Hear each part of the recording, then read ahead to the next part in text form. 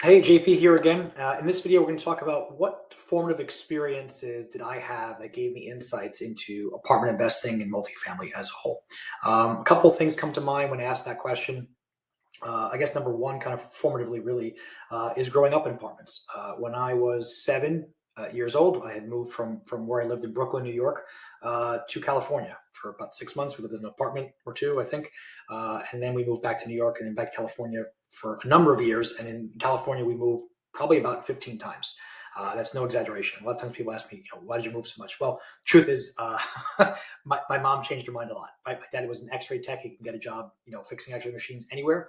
And so we just checked out different parts of California, right? It's a cool place to live in the late 80s, early 90s. So I spent a lot of my early formative years living in apartment complexes. And I don't know if I had any negative experiences with that, right? It was just kind of interesting to kind of see different apartment complexes and how many people live together.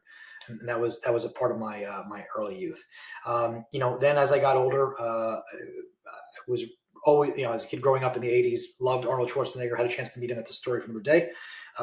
And in reading Arnold's autobiography or biography called Total Recall, great book, he talked about when he lived in Venice Beach, California, how he got involved in real estate. He was a landlord, and how he was able to support himself and his hobby or his main job of bodybuilding by being a landlord. And that was really interesting to me. So that wasn't lost.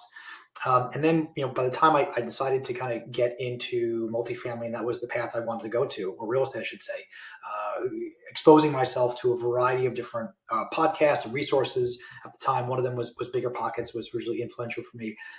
Set me down this path of understanding, different strategies for getting involved in real estate, and I think single family homes or real estate was a big part for a lot of people, a lot of investors, and they had outlined this strategy of building wealth to get to a point where you can start buying apartments. And for me, I didn't want to have to do that. I wanted to start with apartments. The problem at the time was there weren't really a lot of educational platforms and resources for people to learn about how to do what we do, how to underwrite deals and analyze assets and make good decisions. I mean, there were some, but it really was kind of hard to find. And fortunately for me, I had got involved with an educational group, Jake and Gino, out of Wheelbarrow Profits.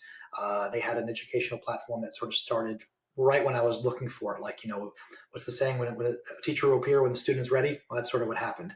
And I got involved with that group. It was surrounded by a bunch of other phenomenal people, and help provide confidence and resources, and guidance from experts that help put us on the right path. And I think that's what's important, right? Surrounding yourself with experts.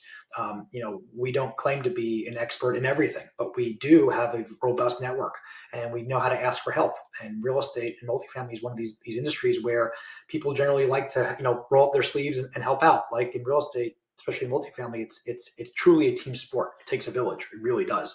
There's no way one person can, buy a 200 unit apartment complex all by themselves. There's just too much work that goes on. So those are really influential for us.